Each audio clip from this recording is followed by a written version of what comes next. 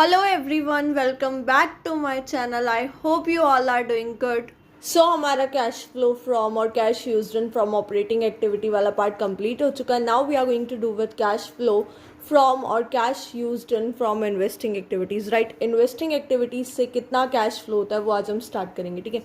So investing activities are those activities which are concerned with or which are related with the acquisition and disposal of your fixed assets or long term investments, right? जो आपके fix assets की cell purchase से related होती हैं या फिर किसी भी तरीके के फिक्स एसेट्स से आपको कोई रेंट, इंटरेस्ट, डिविडेंड कुछ भी मिल रहा है उससे रिलेटेड अगर, तो वो आपकी इन्वेस्टिंग एक्टिविटीज़ का पार्ट होता है. राइट. तो हमने देखा था कि अगर आप किसी फिक्स एसेट को या फिर किसी लॉन्ग टर्म इन्वेस्टमेंट को सेल करते हो तो उससे जो आपको रिसीव होता है अमाउंट वो आपका कैश इनफ्लो फ्रॉम इन्वेस्टिंग. अगर आप ऑन द अदर हैंड कुछ परचेज कर रहे हो कोई फिक्स एसेट तो that is your cash outflow from investing activities. ये कुछ इन्वेस्टिंग एक्टिविटीज़ के पार्ट. इन्होंने भी अब तक पार्ट 1 और पार्ट 2 की वीडियोस नहीं देखी है, लिंक डिस्क्रिप्शन बॉक्स में, पहले तो जाके वो वीडियोस देखें सो एज ताकि थोड़ा समझ आए कि हम कर क्या रहे हैं. ठीक है. अब हम स्टार्ट कर रहे हैं cash flow from investing activities. Okay.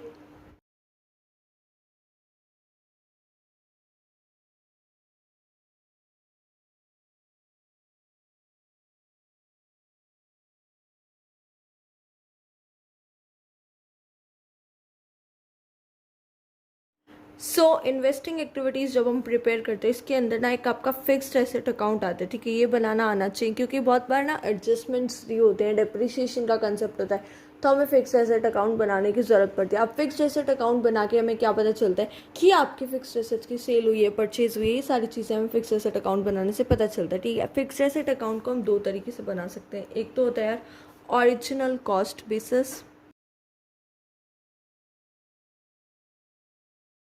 दूसरा होता है return down value basis. Right.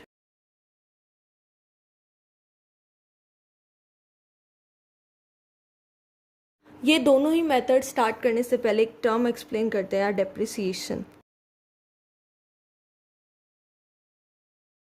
सो डेप्रिसिएशन का मतलब जब कोई भी फिक्स्ड एसेट जो है over a period of time उसकी वैल्यू कम हो जाती है उसको हम डेप्रिसिएशन बोलते हैं. अब डेप्रिसिएशन जैसे आपने कोई मशीन को यूज़ किया, उसको बार बार आप यूज़ करो तो थोड़ी वेयर एंड टीयर की वजह से या फिर मार्केट वैल्यू एकदम से कम होना, तो दिस इज़ योर डेप्रिसिएशन. ठीक है. अब depreciation over a period of time her fix asset पे लगता है. ठीक है. अब इस डेप्रिसिएशन को हमने देखा था जब हम ऑपरेटिंग एक्टिविटीज़ कैलकुलेट कर रहे थे तो हमने ऐड किया था operating profit before working capital changes calculate करते वक्त. इस डेप्रिसिएशन का एक और जगह रोल होता है जो आके आपका फिक्स्ड एसेट अकाउंट में. सपोज एक मशीनरी है, आप मशीनरी का अकाउंट बना रहे हो और अगर मशीनरी पे डेप्रिसिएशन प्रोवाइड है तो इस डेप्रिसिएशन को हम उस मशीनरी अकाउंट में क्रेडिट करेंगे. It's okay, no need to be get confused. हम अभी फिक्स्ड एसेट अकाउंट बनाना सीखते हैं. पहले देखते हैं ओरिजिनल कॉस्ट बेसिस क्या होता है.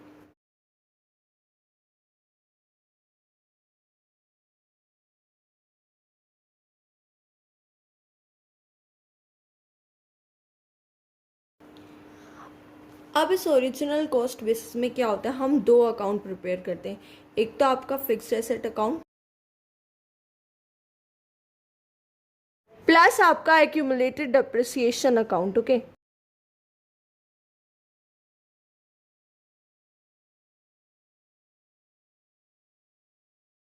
अब फिक्स्ड एसेट अकाउंट कैसे बनाते हैं.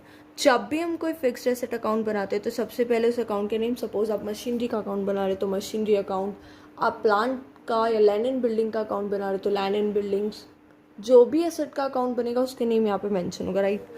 बाकी सेम रहता है क्रेडिट, डेबिट.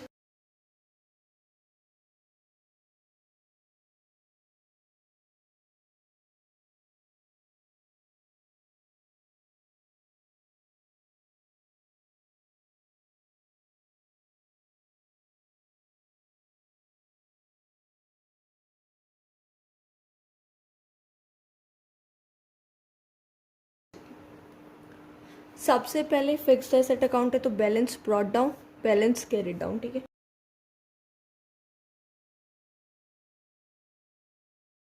ये आपका ओपनिंग बैलेंस होता है, यहाँ पे क्लोजिंग बैलेंस आता है. ठीक है.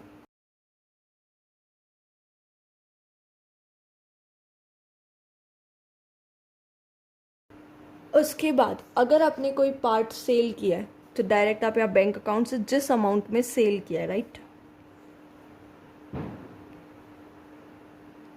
आप सेल पार्ट वाला लिखेंगे अमाउंट। उसके बाद अगर उस एसेट पे कोई डेप्रिसिएशन लगा है,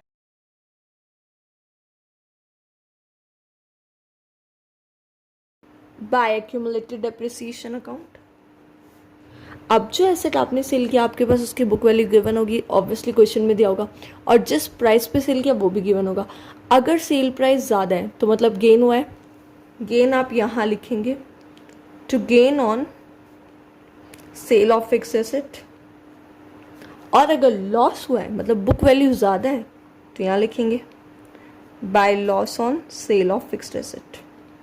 ठीक है, अब इसके बाद डायरेक्ट टोटल करना है। अगर इधर आता है मतलब क्रेडिट बैलेंस आता है, क्रेडिट बैलेंस मीन्स आपकी क्रेडिट साइड ज़्यादा आती है, तो यहाँ पे आप लिखेंगे टू बैंक अकाउंट। ये आपका होता है परचेज, राइट, कि आपने कोई फिक्स एसेट को परचेज किया, मतलब वही फिक्स एसेट आपने परचेज किया। बट अगर आपका डेबिट बैलेंस आता है, आपकी ये साइड ज़्यादा आती है, तो आप यहाँ पे लिखेंगे बाय बैंक सेल। ठीक है, इसी में मतलब ऐड कर देना। यहाँ पे आपका टोटल, ये तो हो गया आपका फिक्स्ड एसेट अकाउंट। बट हमने ओरिजिनल कॉस्ट बेसिस पे बनाया है, तो हमें साथ साथ डेप्रिसिएशन अकाउंट भी बनाना पड़ेगा। सो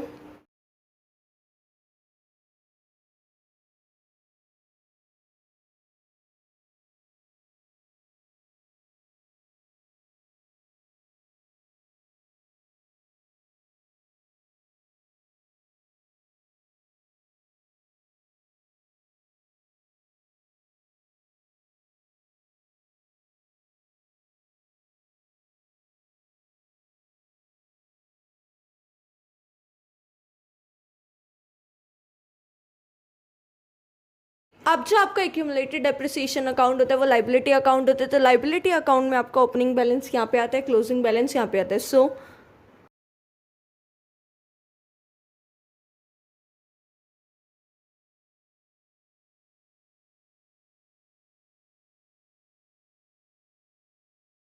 अब आप जो फिक्स एसेट पे डेप्रिसिएशन चार्ज करते हो उसको आप डेप्रिसिएशन अकाउंट में डेबिट करेंगे, राइट।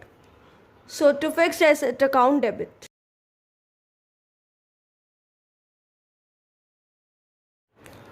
उसके बाद आपका डायरेक्ट टोटल होता है और बैलेंसिंग फिगर से यहाँ पे आपका बाय डेप्रिसिएशन निकलता है जो आपके करंट ईयर का डेप्रिसिएशन होता है। ठीक है, इस केस में मेरी बात ध्यान से सुनना, आपको ये जो लॉस ऑन सेल है या गेन ऑन सेल है, इनमें से एक ही होगा, दोनों तो पॉसिबल नहीं ना, लॉस भी हो रहा है गेन भी हो रहा है, इट्स नॉट पॉसिबल। लॉस या गेन आपको इसका ट्रीटमेंट करना है operating profit before working capital changes में। ये होगा तो ऐड, ये होगा तो सब्ट्रैक्ट, राइट।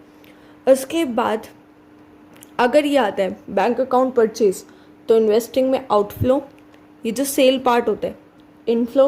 ओके, इसके बाद आप इसको भी ट्रीट करेंगे operating profit before working capital changes में, इसको ऐड करेंगे, right.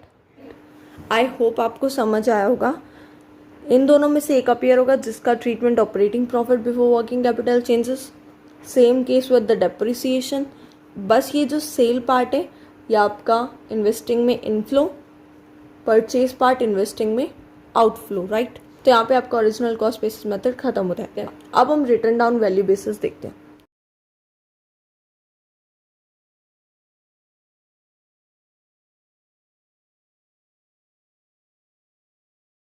Return down value basis में सिर्फ आपका एक अकाउंट प्रिपेयर होता है, fixed asset account, right. Fixed asset account same उसी तरीके से बनाना है जिस तरीके से अभी हमने देखा, कुछ भी चेंजेस नहीं होते, सेम रहता है सब चीज़। इस केस में जो आप डेप्रिसिएशन क्रेडिट करोगे वही डेप्रिसिएशन आप ऐड करोगे operating profit before capital changes के लिए। ठीक है, अब द क्वेश्चन अराइजेस कि हमें कैसे पता चलेगा कि हमें रिटर्न डाउन वैल्यू बेसिस से करना है या ओरिजिनल कॉस्ट बेसिस से। ऑब्वियसली कैसे पता चलेगा कि पेपर में कौन सा वाला मेथड हमें यूज़ करना है, तो यार ये आपकी एडजस्टमेंट में जिस तरीके से गिवन होगा ना क्वेश्चन, वहाँ से देख के आपको पता चलेगा। मतलब इट डजंट मीन कि आप अपनी मर्जी से कोई भी मेथड करके आ सकते हो। ठीक है, आपको क्वेश्चन को समझना है किस तरीके से गिवन है, फिर देखना अब कौन सा ऐसा तरीका है जिससे हमें पता चलेगा। अब सपोज आपका कोई क्वेश्चन है जिसके अंदर आपको ओपनिंग बैलेंस दिया है किसी भी फिक्स्ड एसेट का और क्लोजिंग बैलेंस दिया है, ठीक है। उसके बाद आपको डेप्रिसिएशन दिया है या फिर एक्यूमुलेटेड डेप्रिसिएशन का ओपनिंग और क्लोजिंग बैलेंस दिया है, मतलब फिक्स्ड एसेट की तो ओपनिंग क्लोजिंग बैलेंस होंगे, बट या तो डेप्रिसिएशन होगा या फिर एक्यूमुलेटेड डेप्रिसिएशन का ओपनिंग एंड क्लोजिंग बैलेंस होगा। अगर इन दोनों में से एक चीज़ है, या तो डेप्रिसिएशन है या तो फिर ये, तो उस केस में हम return down value basis method use करेंगे, ठीक है। बट सपोज अगर आपको डेप्रिसिएशन भी दिया है और साथ ही साथ एक्यूमुलेटेड डेप्रिसिएशन का ओपनिंग क्लोजिंग बैलेंस भी दिया है, उस केस में फिर आप original cost basis method use करोगे, ठीक है। आप समझ आया? बाकी अब हम उसकी क्वेश्चंस करेंगे तो आइडिया हो जाएगा कि किस तरीके से यूज़ करना है। खाली डेप्रिसिएशन दिया है या फिर खाली ओपनिंग एंड क्लोजिंग बैलेंस दिया है तो direct return down value basis, दोनों ही चीज़ें दी हैं तो ओरिजिनल कॉस्ट बेसिस, ठीक है। अब पहले कुछ क्वेश्चन प्रैक्टिस करते हैं दोनों ही टाइप की, सो आज हमें अकाउंट बनाने का आइडिया हो जाए, राइट।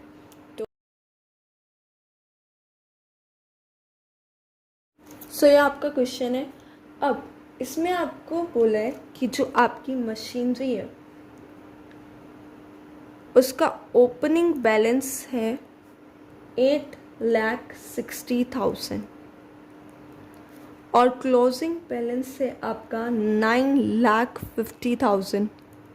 आपको बोला depreciation during the year is your 40,000, okay. और आपको एक चीज़ दी कि 20,000 की मशीनरी 25,000 में सेल की गई, राइट। सो अब इस मोमेंट पे वीडियो को स्टॉप करना और पहले खुद डिसाइड करना कि कौन सा मेथड यूज़ होगा और कमेंट सेक्शन में बताना कि कौन सा मेथड आप यूज़ करोगे इस केस में। सो इस केस में हम return down value basis use करेंगे। क्यों return down value basis use करेंगे? क्योंकि हमने बोला था कि या तो डेप्रिसिएशन हो या फिर डेप्रिसिएशन का ओपनिंग क्लोजिंग बैलेंस हो, दोनों में से एक चीज़ हो। डेप्रिसिएशन दिया हुआ है, राइट। प्रिपेयर कर लेंगे फिक्स्ड एसेट अकाउंट, तो चलो स्टार्ट करते हैं।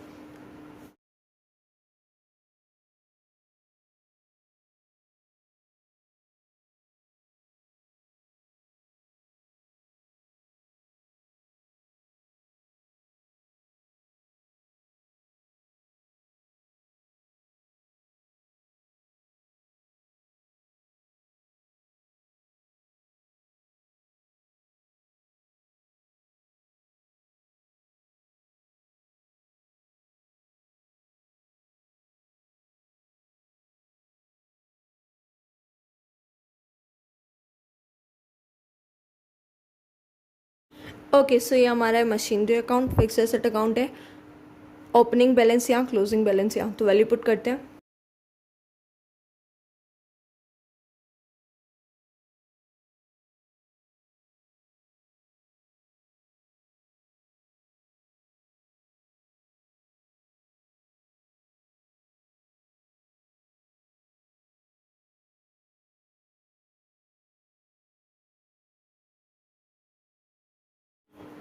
अब डेप्रिसिएशन कितना है? 40,000।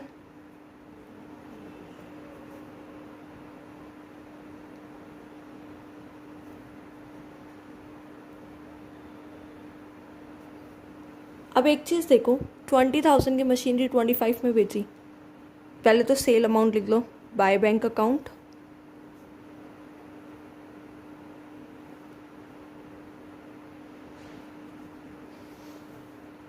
अब 20,000 की चीज़ 25 में बिक रही है, गेन हो रहा है। गेन कहाँ होता है? डेबिट।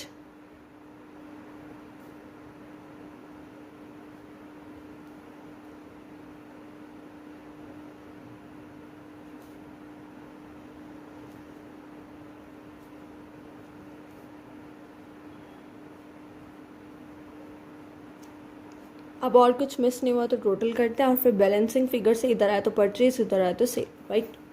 तो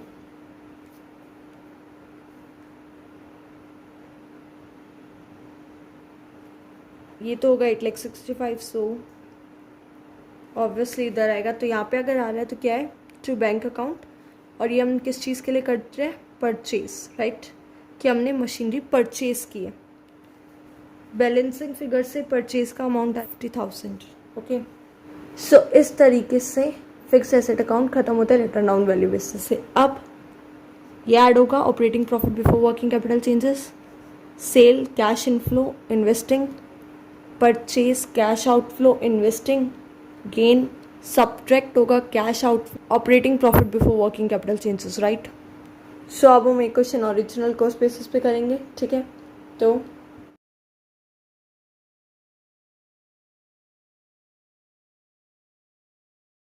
अब ये जो क्वेश्चन है ना, यहाँ पे आपको एक्यूमुलेटेड डेप्रिसिएशन का ओपनिंग बैलेंस और क्लोजिंग बैलेंस तो दिया ही है, प्लस साथ में आपको डेप्रिसिएशन भी दिया है। तो ऑब्वियसली ये क्वेश्चन आपका ओरिजिनल कॉस्ट बेसिस से होगा, ठीक है। तो अब स्टार्ट करते हैं। इस क्वेश्चन में पहले हम मशीनरी अकाउंट बनाएंगे।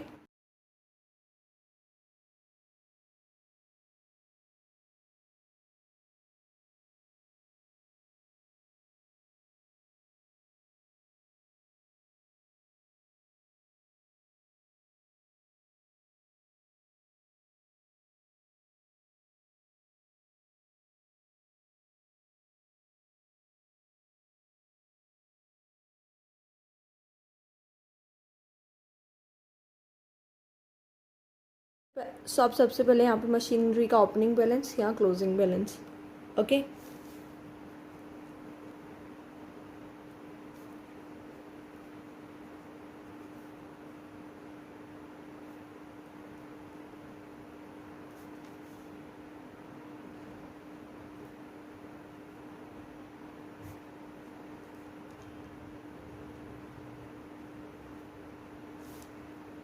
अब मशीनरी पे डेप्रिसिएशन है 24,000। सो बाय एक्यूमुलेटेड डेप्रिसिएशन अकाउंट अब 40,000 की मशीनरी 20,000 में सेल की है। पर ध्यान देना यार, यहाँ पे लिखा है विद इट्स एक्यूमुलेटेड डेप्रिसिएशन, मतलब उस 40,000 जो सेल पार्ट है उसमें 24,000 आपका डेप्रिसिएशन है। तो कितना उसकी बुक वैल्यू एग्जैक्टली कितनी है, दैट इज़ योर 16,000। तो अगर हम देखें तो 16,000 की मशीनरी 20 में सेल की, ठीक है। 40,000 की 20 में नहीं, 40,000 पे 24,000 का डेप्रिसिएशन भी है। उसके बाद जो 16,000 की मशीनरी बचती है उसको आपने 20 पे सेल किया। तो सबसे पहले यहाँ पे सेल पार्ट आएगा बाय बैंक अकाउंट 20,000। यहाँ पे गेन जो हुआ मशीनरी पे सेल पार्ट पे,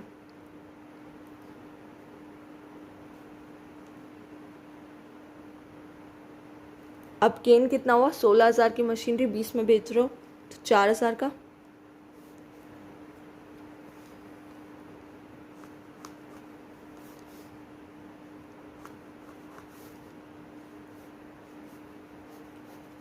ये होगा आपका 4,64,000।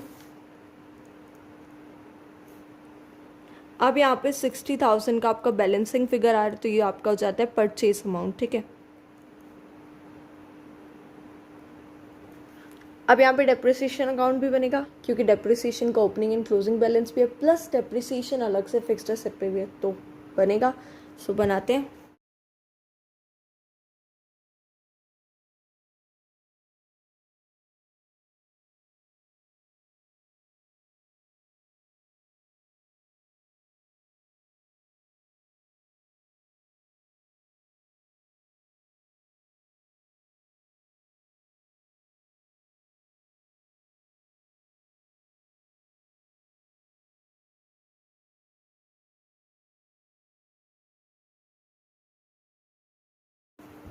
अब ओपनिंग बैलेंस यहाँ पे आता है, क्लोजिंग बैलेंस यहाँ पे आता है इस केस में, ओके।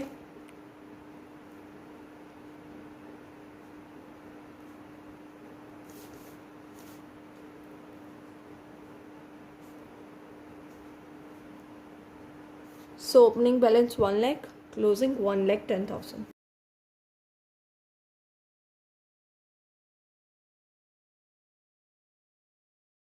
उसके बाद हमने फिक्स एसेट पे डेप्रिसिएशन प्रोवाइड किया, तो यहाँ पे डेबिट होगा to machinery account.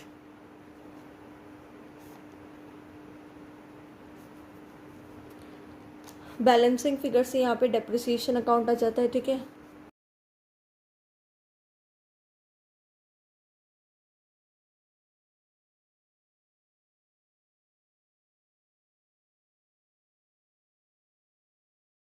Depreciation account की वैल्यू है 34,000।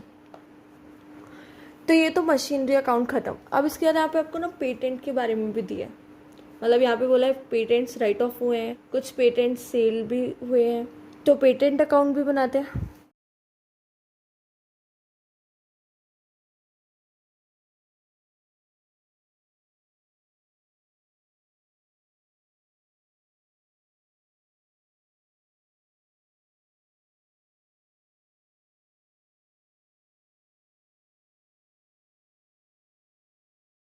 पेटेंट अगेन आपका इंटेंजिबल एसेट अकाउंट है, ओपनिंग बैलेंस या क्लोजिंग बैलेंस या।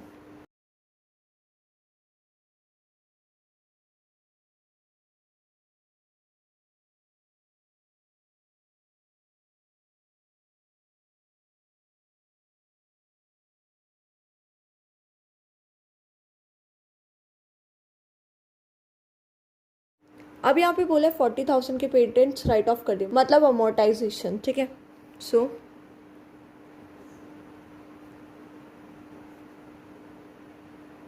अमोर्टाइजेशन मतलब जैसे फिक्स एसेट पे डेप्रिसिएशन होता है ना, जब इंटेंजिबल एसेट्स की वैल्यू कम होती है तो हम अमोर्टाइजेशन बोलते हैं, राइट। मतलब सेम है, बस वर्ड चेंज कर दिया। सो अमोर्टाइजेशन की वैल्यू है 40,000। उसके बाद कुछ पेटेंट आपकी 20,000 के प्रॉफिट पे सेल किए तो गेन यहाँ पे आता है।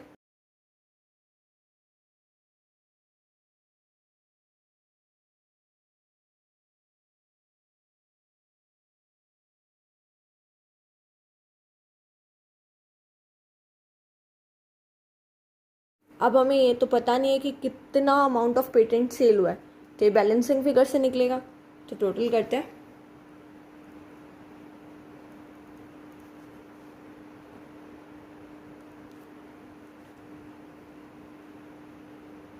ये आ जाएगा आपका by bank account cell, that is your 1 lakh.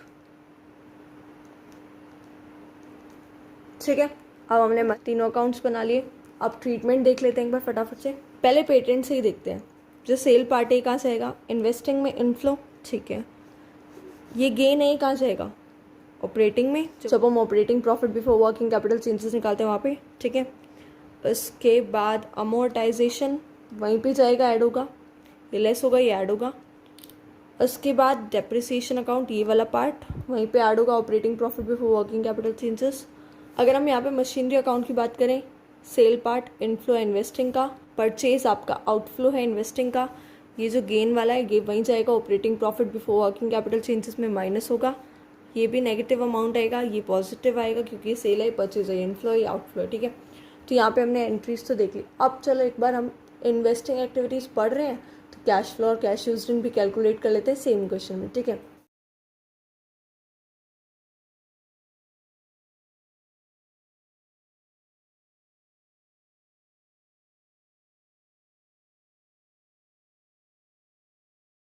Machinery का sale, proceeds from sale of machinery. Patents का सेल हुआ था, proceeds from sale of patents, right. Inflow है पॉजिटिव बैलेंस, पेटेंट्स आपके 1 लाख, मशीनरीज योर 20,000। अब मशीनरी का परचेज किया था आपने बस, तो यहाँ पे payment for purchase of machinery.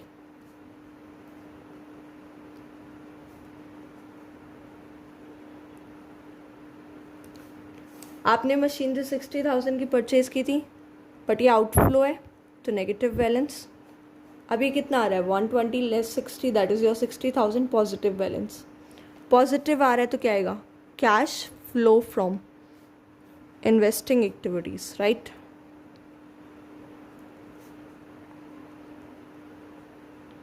अगर ये 60 पॉजिटिव ना आके नेगेटिव आता तो हम यहाँ क्या लिखते, cash used in investing activities, right.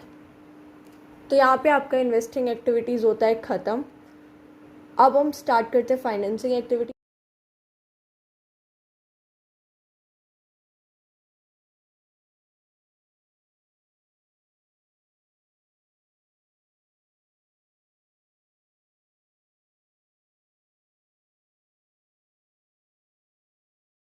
Financing activities are those activities which result in change in size and composition of owner's capital or long-term borrowings या short-term borrowings of the enterprise, ठीक है। किसी भी कंपनी की अगर honour capital या फिर borrowings में कंपोजिशन या साइज में कुछ भी चेंज आता है, कैपिटल या फिर बोरोइंग से रिलेटेड कुछ भी होता है तो वो आपका फाइनेंसिंग में आता है, ठीक है।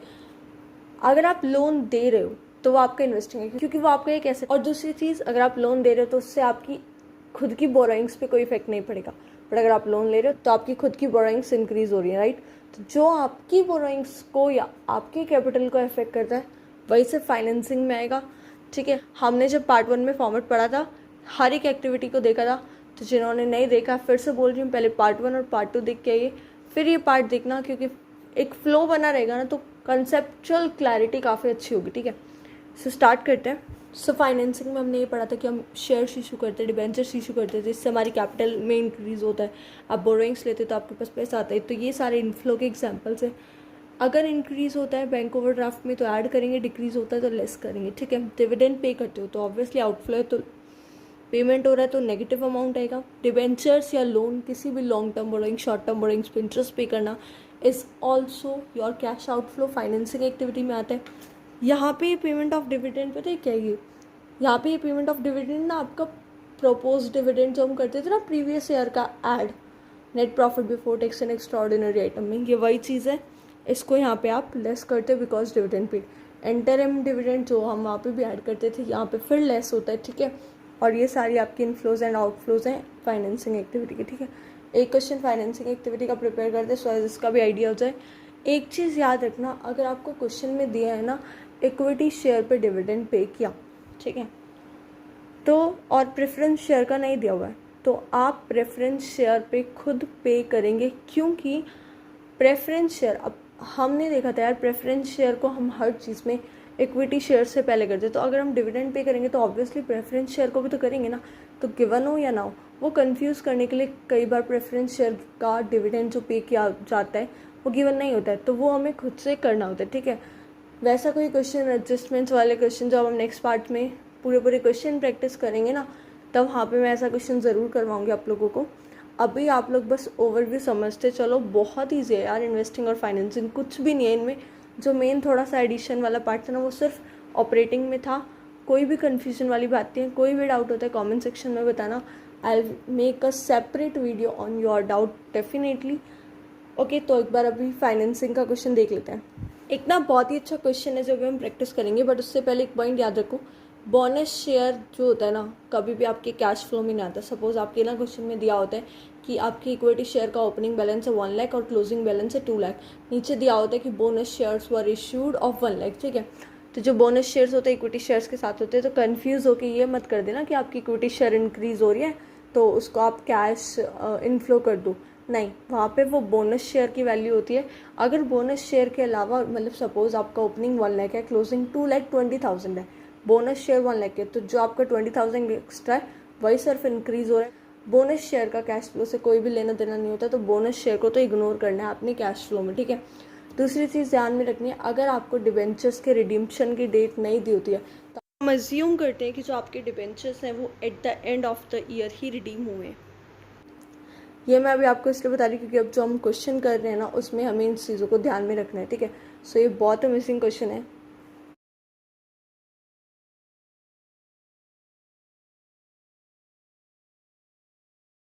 सो अब ये जो क्वेश्चन है ना इसको ध्यान से समझना। सबसे पहले हम इक्विटी शेयर कैपिटल से स्टार्ट करते हैं।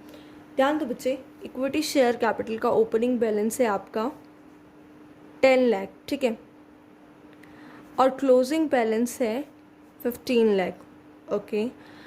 अब हम नॉर्मली देखें तो 5 लाख का इंक्रीज हो रहा है यार at the end of year, तो हम क्या करते हैं, cash inflow from financing activity और इसको हम ऐड कर देते हैं, proceeds from issue of shares etcetera और 5 लाख का अमाउंट, ठीक है। बट अगर ध्यान दो तो एडिशनल इन्फॉर्मेशन में लिखा है कि 17-18 जो ये ईयर है इसके अंदर बोनस शेयर इशू किए गए हैं, किस रेशियो में, 2:1। ये 2:1 का मतलब क्या है, 2 इक्विटी शेयर्स के साथ 1 बोनस शेयर। अब ये देखो, 2 इक्विटी के साथ 1 bonus share, 10 lakh equity shares के साथ कितने बोनस शेयर होने चाहिए। एक्स की वैल्यू यहाँ से क्या आ रही है, 5 लाख। मतलब ड्यूरिंग द पीरियड जो 2017 से 18 का जो पीरियड है इसके अंदर ये जो 5 लाख हैं, ये जो इंक्रीज़ है ये किस चीज़ का है, बोनस शेयर। और हमने क्या बोला था, बोनस शेयर को तो हम कैश फ्लो में लिखते ही नहीं है। तो ये जो 10 लाख से 15 लाख है ना इक्विटी शेयर, इसको कंफ्यूज होके फाइनेंसिंग में मत इंक्लूड करना, क्योंकि आपको ये बोनस शेयर का दिया हुआ है, ठीक है। सपोज अगर ये 15 लाख ना हो के 16 लाख होता, बोनस शेयर है भाई 5 लाख की, ठीक है, फिर भी आपका 1 लाख एक्स्ट्रा बचता है नहीं बचता है। अगर वो 1 लाख एक्स्ट्रा बच रहा है तब वो आपका इश्यू ऑफ इक्विटी शेयर्स हम बोलते हैं, ठीक है। बट यहाँ पे क्योंकि 5 लाख पूरा पूरा कवर हो रहा है, तो मतलब इस टाइप के केसेस के आपको कंफ्यूज करने के लिए दिए हुए हैं, ठीक है। तो ये तो आ गया, इक्विटी शेयर का अब हमें कोई एंट्री नहीं करनी। अब जो आपके 10% डिबेंचर्स हैं वो स्टार्टिंग में 1 लाख थे, अब बिल्कुल भी नहीं है, तो मतलब वो 1 लाख रुपए आपने क्या कर दिए, रीपे कर दिए, ठीक है। रिडम्पशन कर लिया, 1 लाख रुपए का रिडम्पशन किया ना, तभी तो आपने 1 लाख रुपए पे करके आपके डिबेंचर्स रिडीम कर लिए, आउटफ्लो हुआ, ठीक है। उसके बाद जो आपके 8% डिबेंचर्स है, स्टार्टिंग में कुछ भी नहीं था, एट द एंड में 2 लाख, तो हम इस केस में ये अज्यूम करते हैं कि जो ये 2 लाख के जो नए डिबेंचर्स हैं ये हमने अभी जस्ट लास्ट में इशू किए, 31 मार्च को इशू करे, ये हम अज्यूम करते हैं। अगर डेट दी हुई है तो फिर अलग केस हो जाता है, नहीं दी हुई है तो लास्ट डेट पे इशू किया है। अब ये हम लास्ट डेट पे इशू करने वाला क्यों अज्यूम करते हैं।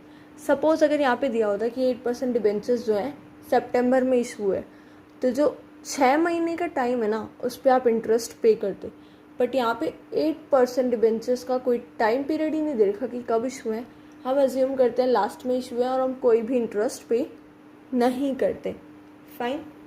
और ये जो आपके 10% डिबेंचर्स हैं स्टार्टिंग में 1 लाख थे, एट द एंड हुए, तो हम अज्यूम करते हैं कि जस्ट लास्ट डे ही रिडीम हुए, तो पूरे साल का इंटरेस्ट आप पे करोगे, ठीक है।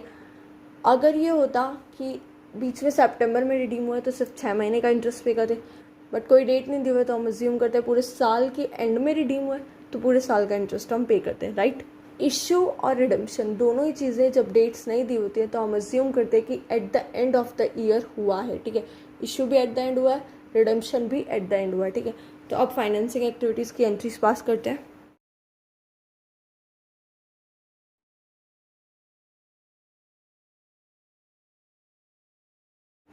सबसे पहले देखो, इक्विटी शेयर का कोई भी रोल नहीं है, ठीक है। अब डिबेंचर्स पे जो इंटरेस्ट है वो तो खुद ही दे रखा है, तो इंटरेस्ट पेड। अब जब पेमेंट किया तो क्या है, आउटफ्लो है, नेगेटिव बैलेंस होगा, so interest paid on debentures.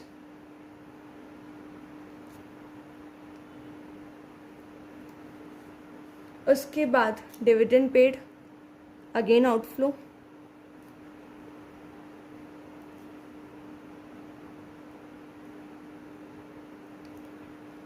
अब ये जो 8% डिबेंचर्स है एट द एंड इशू किया, तो हम इसको भी लिखते हैं,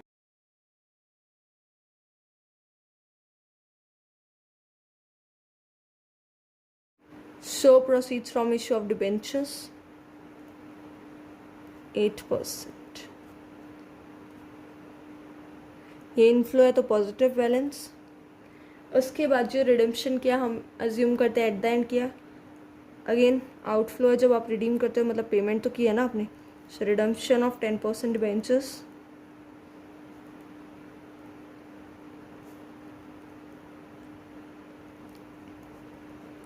अब ये आपका हो रहा है 40,000, पॉजिटिव बैलेंस है, तो क्या आएगा, cash flow from financing activity.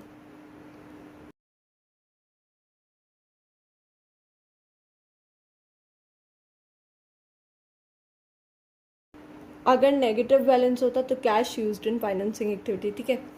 तो यहाँ पे आपका इन्वेस्टिंग एंड फाइनेंसिंग एक्टिविटी का कंसेप्ट होता है ख़त्म। अब आपका जो नेक्स्ट वीडियोस आएंगी उनमें हम एडिशनल इन्फॉर्मेशन के साथ एडजस्टमेंट वाले, विदाउट एडजस्टमेंट वाले बहुत सारे क्वेश्चंस प्रैक्टिस करने वाले हैं, ठीक है। तो जिन्होंने भी अब तक चैनल को सब्सक्राइब नहीं किया तो प्लीज़ सब्सक्राइब कर लो। वीडियोज़ अच्छी लग रही हैं, कंटेंट अच्छा लग रहा है, समझ आ रहा है आप लोगों को, तो लाइक एंड शेयर और स्टे कनेक्टेड। बहुत सारी ऐसी वीडियोस आती रहेंगी आपके एग्ज़ाम से पहले। और वंस अगेन कोई भी डाउट होता है तो प्लीज़ कमेंट सेक्शन में बता सकते हो आप। Thank you and have a nice day.